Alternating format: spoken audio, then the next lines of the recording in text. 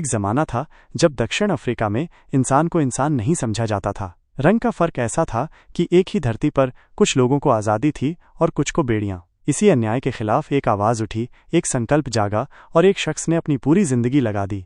नाम था Nelson Mandela. आज हम उन्हीं की लॉन्ग वॉक टू फ्रीडम की कहानी सुनेंगे। मंडेला का बचपन ट्रांसकेई के छोटे से गांव में बीता, जहां उन्होंने अपनी दादी माँ और कबीले के बुजुर्गों से कहानियां सुनी। बचपन में वे खेतों में खेलते, मवेशी चराते और प्रकृति के करीब रहते थे। वहां भेदभाव का उतना सीधा अनुभव नहीं था, लेकिन उन्हें जल्द ही समझ आ गया कि उनकी दुनिया गांव की सीमाओं से कहीं बड़ी है और बाहर की दुनिया में रंग के आधार पर लोगों के साथ कैसा व्यवहार होता है। पढ़ाई के लिए जब वे बड़े शहरों में गए तो उन्हें उस कड़वी हकीकत से रूबरू होना पड़ा जिसे अपार्थाइड कहते थे।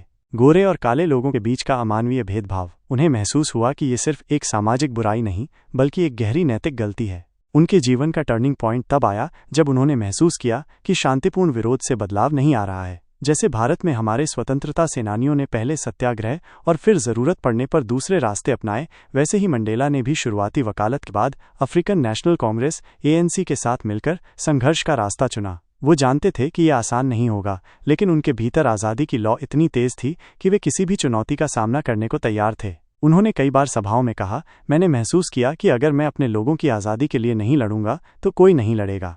संघर्षों का उनका सफ़र अविश्वसनीय रूप से लंबा और कठिन था। उन्हें 27 साल जेल में बिताने पड़े, जिनमें से ज्यादातर रॉबिन आइलैंड की उस कुख्यात जेल में थे। सोचिए, 27 साल इंसान अपनी पूरी जवानी अपने परिवार से दूर एक छोटी सी कोठरी में बिता दे। वहां उन्हें पत्थर तोड़ने पड़ते थे, कठोर श्रम करना पड़ता था और उन्हें हर रोज अपनी गरिमा के लिए लड़ना पड़ता था। जेल में रहते हुए भी उनकी आत्मा नहीं झुकी। वे जेल के भीतर भी कैदियों के अधिकारों के लिए आवाज़ उठाते रहे और उन्होंने अपने विरोधियों को भी समझने की कोशिश की। उन्होंने खुद को एक कैदी के रूप में नहीं बल्कि एक आज़ादी के सिपाही के रूप में देखा। उनकी पत्नी विनी मंडेला ने बाहर लगातार उनके लिए और अपार्थाइड के खिलाफ लड़ाई जारी रखी। ये सिर्फ एक व्यक्ति का संघर्ष नहीं था, बल्कि पूरे परिवार और देश का साझा बलिदान था।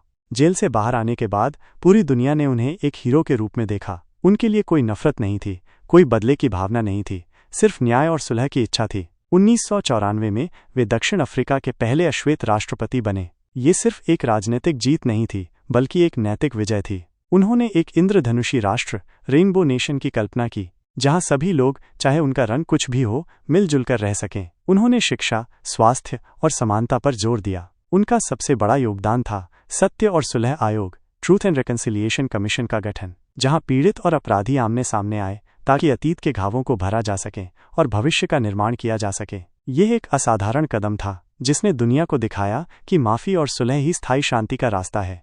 नेल्सन मंडेला सिर्फ दक्षिण अफ्रीका के नेता नहीं थे, वे पूरी दुनिया के लिए प्रेरणा बन गए। उन्होंने हमें सिखाया कि नफरत एक बोझ है जो नफरत करने वाले को ही ज्यादा नुकसान पहुंचाता है। कोई भी व्यक्ति जन्म से किसी दूसरे व्यक्ति से उसके रंग, उसकी पृष्ठभूमि या उसके धर्म के कारण नफरत नहीं करता। नफरत करना सिखाया जाता है, और अगर नफरत करना सिखाया जा सकता है तो प्यार करना भी सिखाया जा सकता है, क्योंकि प्यार इंसान के दिल में नफरत से ज्यादा स्वाभाविक रूप से आता है। ये उनकी सबसे बड़ी सीख थी। उनकी कहानी हमें बताती है कि आज़ादी सिर्फ दीवारों से मुक्त होना नहीं है, बल्कि मन से भेदभाव को मिटाना भी है। ये सिखाती है कि नेतृत्व सिर्फ हुक्म चलाना नहीं बल्कि दूसरों के लिए मिसाल बनना है, और ये कि न्याय और समानता के लिए लड़ने में कभी हार नहीं माननी चाहिए। अगर उनकी कहानी ने आपको इंस्पायर किया तो हमारी अगली कहानी और भी ज्यादा रॉ होगी। जरूर जुड़े रहिए।